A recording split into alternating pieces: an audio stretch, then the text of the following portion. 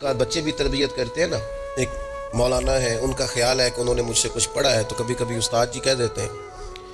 بہت پرانی بات ہے، انہوں نے مجھے فون کیا کہ اگر آپ ابھی تشریف لائیں، تو میں نے کہا پتر دعا مانگ، اللہ کو چھوٹی جی گڈی دے وے. تو اس بچے نے میری بڑی تربیت کی، کہنے لگا استاد جی اللہ کو لو منگنی ہے تو وڈی ساری منگو.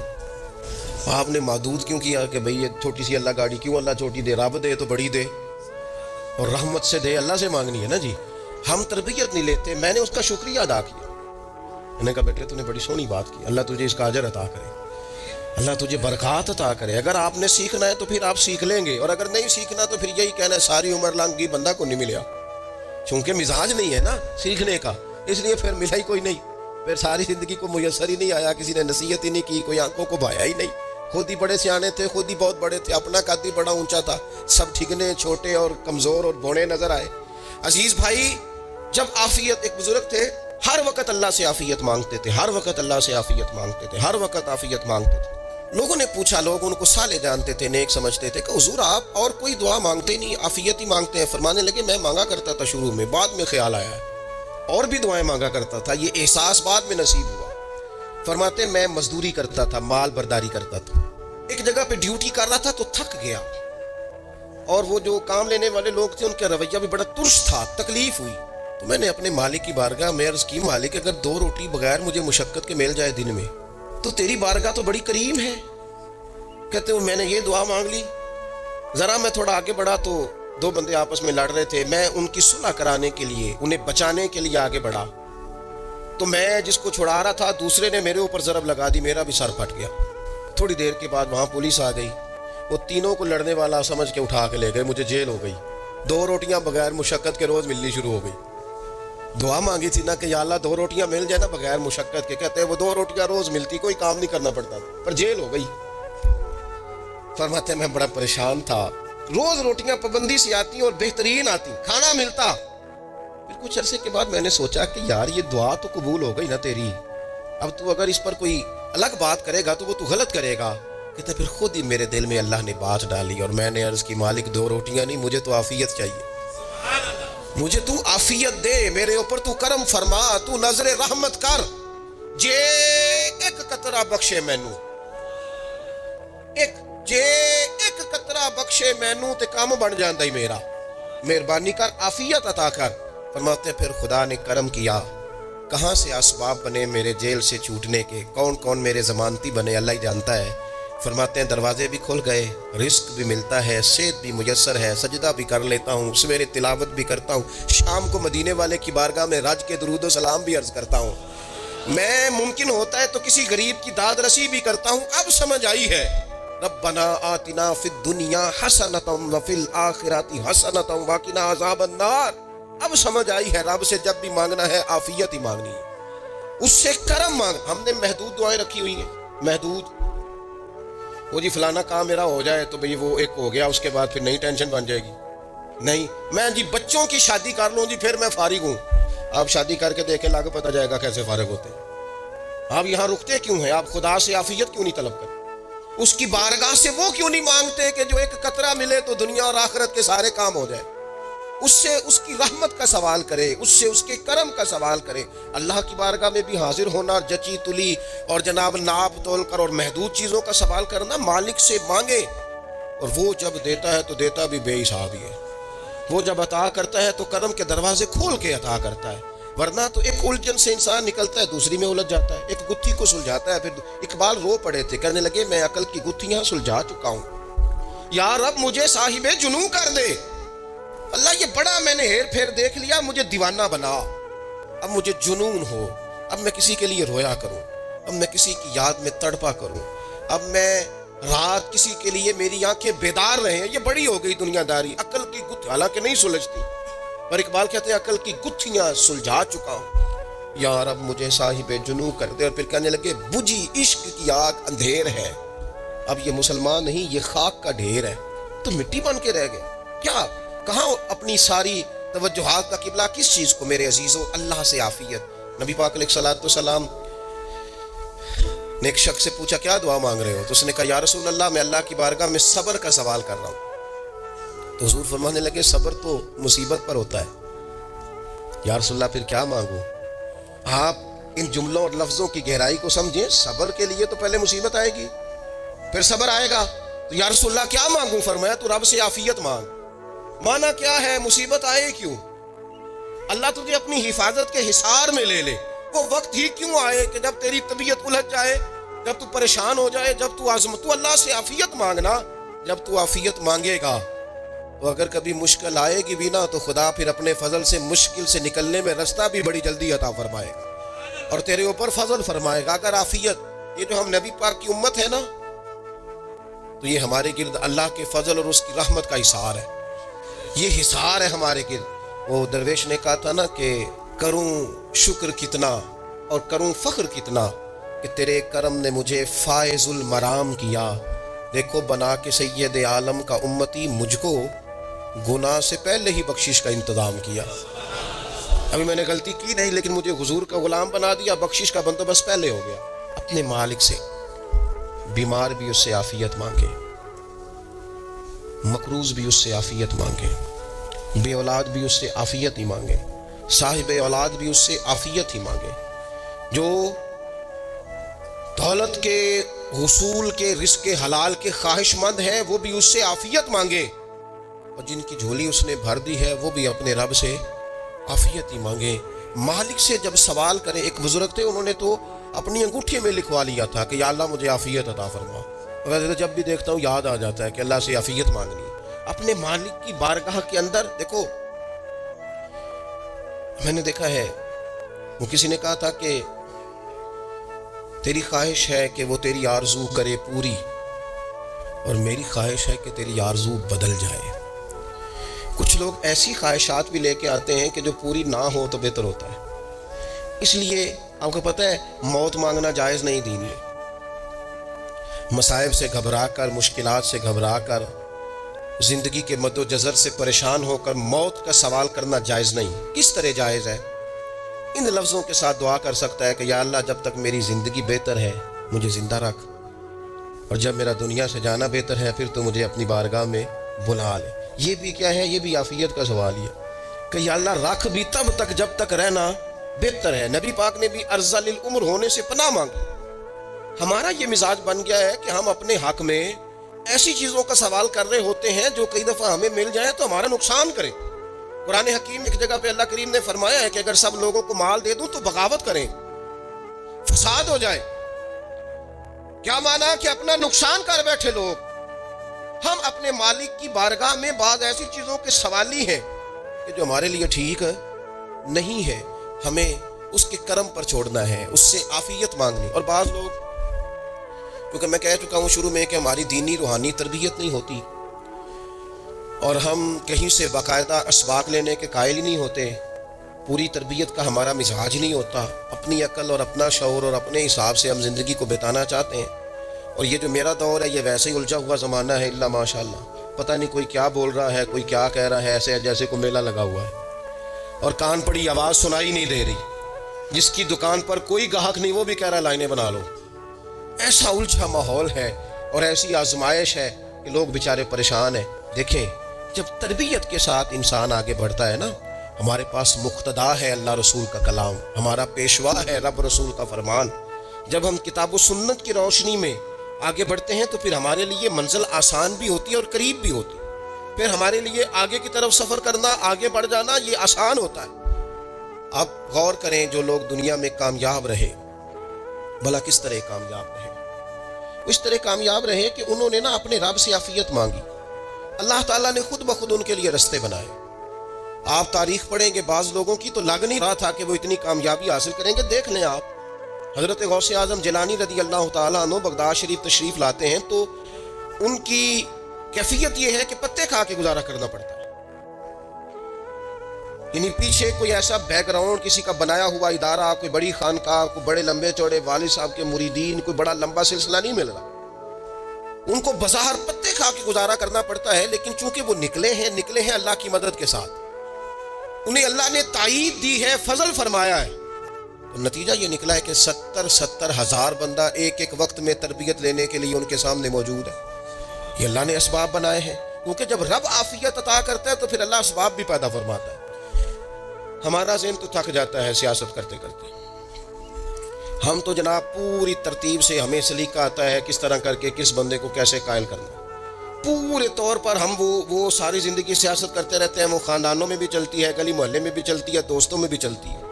اور بعد میں پتہ چلتا ہے کہ یہ پتے کھیل کون رہا تھا, اصل میں صلح کرانے والا تھا کہ لڑائی کرانے والا تھا. یہ سب کا خیر خواہ تھا, یہ سب کی ذہن کے اندر فطور کی آمیزش ہی اس شخص کی وجہ سے تھی. ہم چونکہ وہ خاص عافیت اللہ سے نہیں مانگتے. ہماری مخصوص سیاست ہوتی ہے سبھی کو راضی رکھو, اس کا نتیجہ یہ نکلتا ہے کہ ایک ٹائم آتا ہے کوئی بھی راضی نہیں رہتا. ہم اگر اپنے مالک کی طرف رجحان کریں اور اللہ نے جو ہمیں شعور دیا ہے اس شعور کو لے کر اللہ کی بارگاہ کی طرف بڑھیں, آپ یقین کریں اعلیٰ حضرت بریلوی رحمۃ اللہ علیہ کی کتابیں ہیں, ایک ایک کتاب پر پی ایچ ڈی ہو رہی ہے, اور انہوں نے 150 سال پہلے بیٹھ کر جو کچھ لکھا تھا بین ہی لفظ بلفظ اس کی ضرورت آج محسوس ہو رہی ہے اور آنے والے وقت میں بڑھ رہی ہے. ان کے پاس کوئی ٹیم نہیں تھی, 50 لوگ نہیں تھے جو ان کے پاس بیٹھ کے لکھواتے, اپنا پریس نہیں تھا, ایسے لوگ نہیں تھے کہ جن کو پتا ہوتا کہ کتاب ہم کل چھاپیں گے اور اتنے فیصد یہ مارکیٹ میں نکل بھی جائے گی. ایسا کچھ نہیں تھا. کیا تھا؟ اللہ کی مدد ساتھ تھی, تائید ایزوی ساتھ تھی, اللہ نے اپنی عافیت میں رکھا تھا. قرآن مجید کی آیت کا ترجمہ کرتے ہیں نا اعلیٰ حضرت اہدنا الصراط المستقیم, یا اللہ ہمیں سیدھی راہ پہ چلا. بہت سارے مفسرین نے کہا اے اللہ ہمیں سیدھا راستہ دکھا. فرماتے ہیں اے اللہ ہمیں سیدھی راہ پر چلا. تو کسی نے کہا حضور یہ چلا اور دکھا میں کیا فرق ہے؟ فرمانے لگے دکھانے کا مطلب یہ ہوتا ہے کہ کسی نے پوچھا میں نے گجرانوالہ جانا ہے, تو دکھانا یہ ہے کہ اسے کہا یہاں سے باہر نکلو, روڈ پہ چڑھ جاؤ, سیدھے جاؤ گے, ایک پول آئے گا اسے کراس کرنا, نیچے اترنا, وہاں سے شہر شروع ہو جائے. پھر اس نے اگر کوئی اندرونی جگہ شہر کی پوچھ لی تو اس کو کہا کہ رائٹ ہو جانا, پھر لیفٹ ہو جانا, پھر آگے کسی سے مزید. یہ ہے راستہ دکھانا, اور ایک ہے چلانا. اس نے کہا میں نے گجرانوالہ جانا ہے, تو اس نے کہا ساتھ بیٹھنا میری گاڑی پہ, جہاں تو نے جانا ہے میں چھوڑ کے آتا ہوں. یہ راستے پہ چلانا ہے, یہ مقام تفکر ہے. آپ اس پر غور فرمائیں گے. کہتے ہیں یا اللہ تو ہمیں راستہ دکھائے گا, اور دکھاتا ہے, لیکن چاروں جانب شیطان بھی تو بیٹھا ہے نا, فتنے بھی تو ہے نا. تو اگر تیری رحمت ساتھ رہے, مانا کہ محبت کے سفر میں ہر گام پہ 100 مشکل ہے, لیکن یہ سفر آسان بھی ہے اگر ساتھ تمہارا ہو جائے. اگر تو ساتھ چلے تو پھر یہ سفر مشکل ہے. ہارون رشید نا اپنے محل کی چھت پہ ٹہل رہا تھا, سب سے اوپر والے چوارے پر, نیچے سے حضرت بہلول دانا گزر رہے تھے, اوپر اس کے ساتھ سپاہی بھی تھے, گن مین بھی تھے. اس نے کہا یہ بابا تو ذرا اوپر اٹھاؤ. انہوں نے ایک ڈولی, ایک ٹوکری سمجھ لیں, اس کو رسیاں باندھ کے نیچے پھینکا.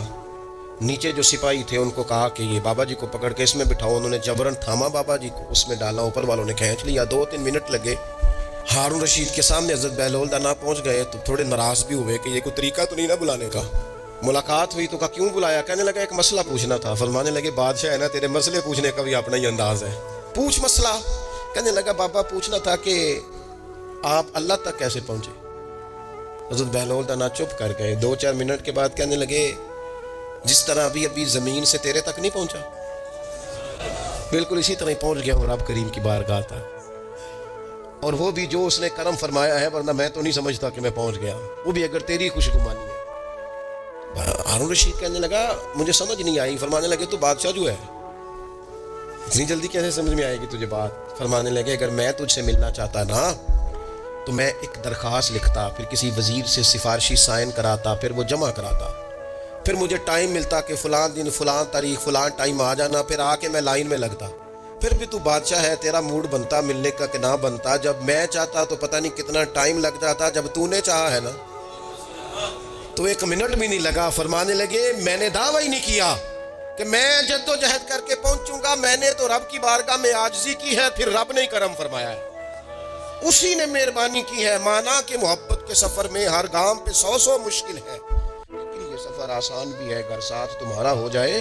اس کے کرم کا ساتھ رہا ہے, اس سے عافیت مانگی ہے, اپنے آپ کو اس کے سپرد کیا ہے تو اس نے کرم کر دیا. جب تک یہ مزاج نہیں ہم بناتے کہ مالک سے عافیت کا سوال کریں, اپنے آپ کو اپنے رب کے حوالے کر دیں, اس کی رحمتوں کے سپرد کر دیں, اتنی دیر تک زندگی میں ٹھہراؤ نہیں آتا, قرار نہیں آتا.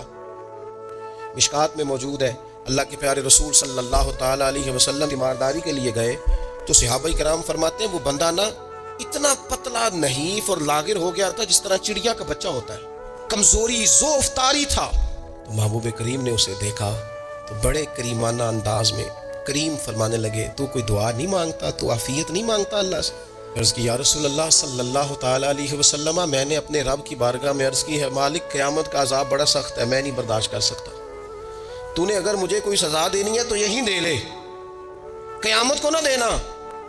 کہتے محبوب فرمانے لگے سبحان اللہ، او خدا کے بندے، تو رب کی سزا دنیا میں بھی نہیں سہ سکتا، اللہ سے یہ بھی سوال نہ کر، تو رب سے کہہ ربنا آتنا فی الدنیا حسنۃ وفی الآخرۃ حسنۃ وقنا عذاب النار، تو رب سے دنیا میں بھی حسنہ مانگ، بھلائی مانگ، تو آخرت کے لیے بھی بھلائی مانگ، تو اس سے عافیت کا سوال کر، تو نے یہ سوال کیوں کیا؟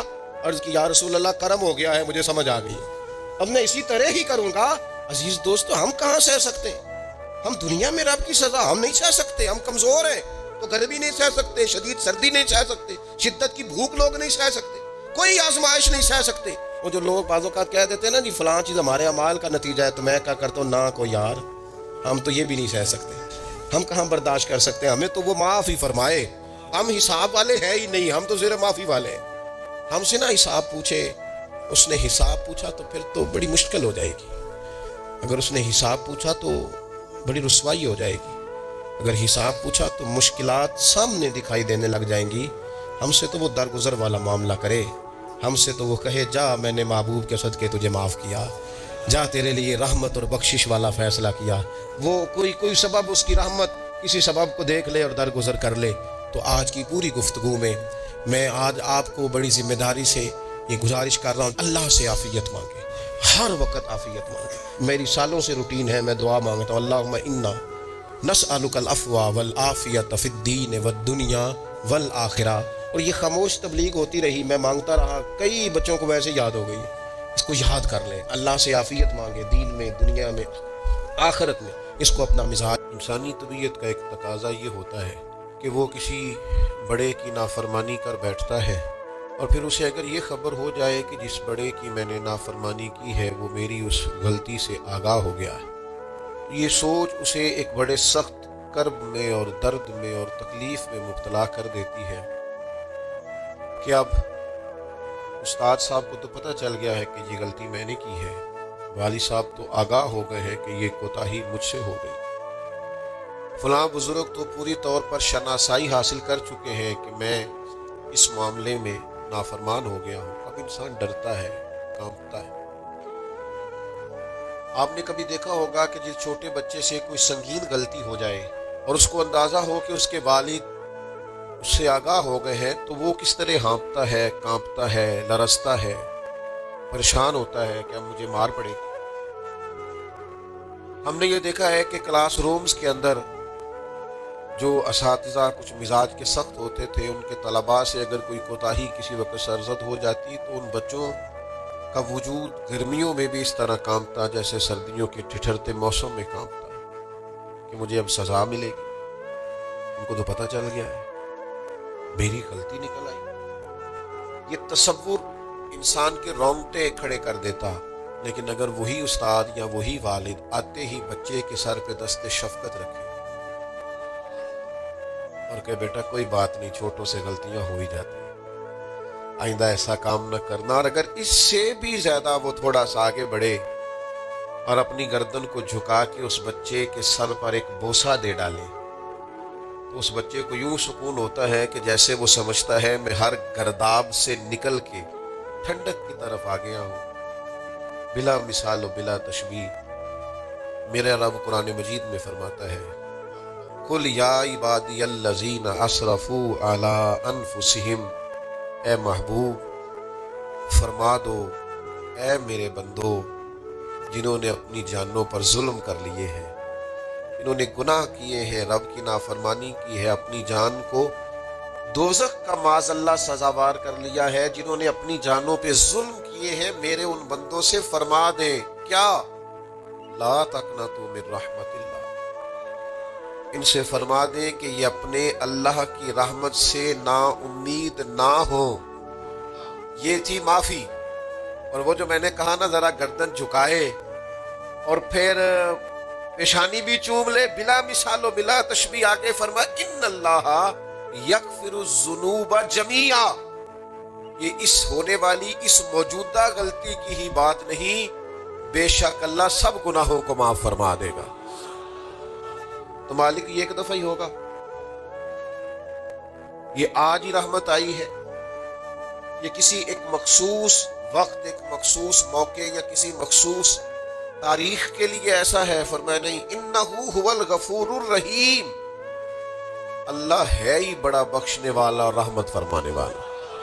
یہ اس کریم کا ہمیشہ کا طریقہ ہے کہ وہ غفور بھی ہے اور وہ رحیم بھی، معاف کر دیتا ہے۔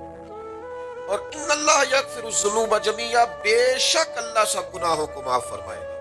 مجھے بتائیے، ہانپتے کانپتے لرزتے سہمے ڈرتے کب کبھی وجود پہ طاری ہوئی بندے میدان محشر میں جمع ہو، انہوں نے خبر ہو کہ ڈائری تو کھل گئی، آڈیو ویڈیو تو چل گئی، پتہ تو سارا آ گیا، فرشتے دفتر اعمال لے کر پہنچ گئے، چھوٹی سی چھوٹی ذرے کے برابر بھی کوتاہی تو یہاں تک آ گئی، بندہ ڈرے کانپے اور اچانک آواز کرم آئے، ان اللہ یغفر الذنوب جمیعا، بے شک اللہ سارے گناہوں کو معاف فرمانے والا ہے۔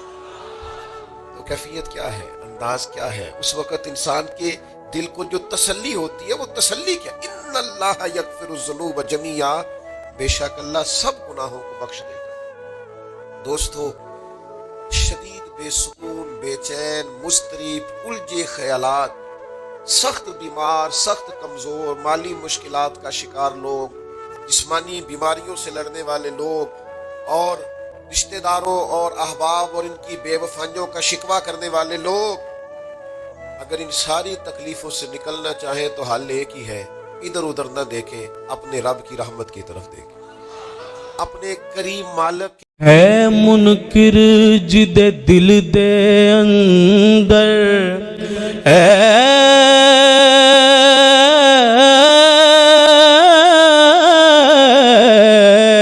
ہے منکر جد دل دے اندر، نہیں عشق صدیق ولی دا، ہے منکر جد دل دے اندر، نہیں عشق صدیق ولی دا، او بھی پیار ایمان تو خالی، جڑا دشمن عمر جریدہ، جنت کدے نہ جاسی جسنو، نہیں پیار عثمان غنی دا، آزم او بھی وڈا کافر، جڑا نہیں حبدار علی دا،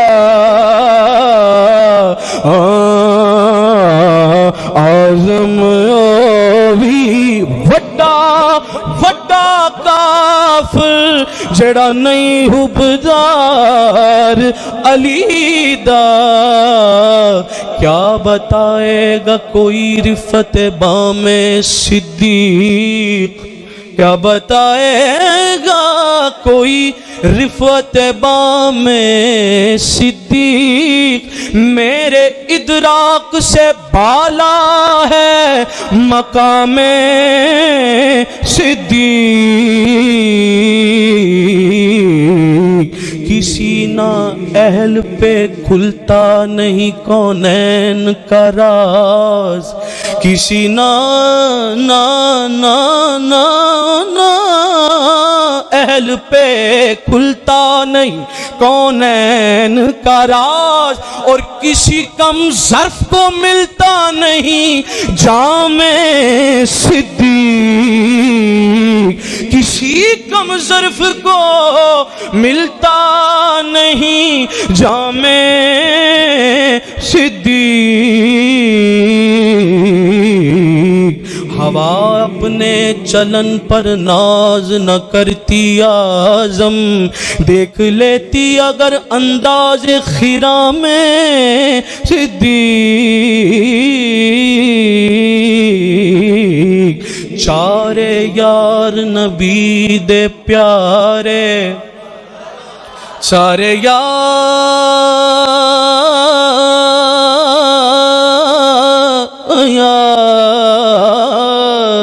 نبی دے پیارے کوئی دسے نہ چاراں ورگا کسے دھرتی نہ پیدا کیتا کوئی اینا یاراں ورگا نہ کوئی ہویا نہ کوئی ہو سی اینا جان نثاراں ورگا اعظم شان صدیق کی پوچھنے ایکو یار ہزاراں ورگا اعظم شان صدیق کی پوچھنے ایکو یار ہزاراں ورگا آ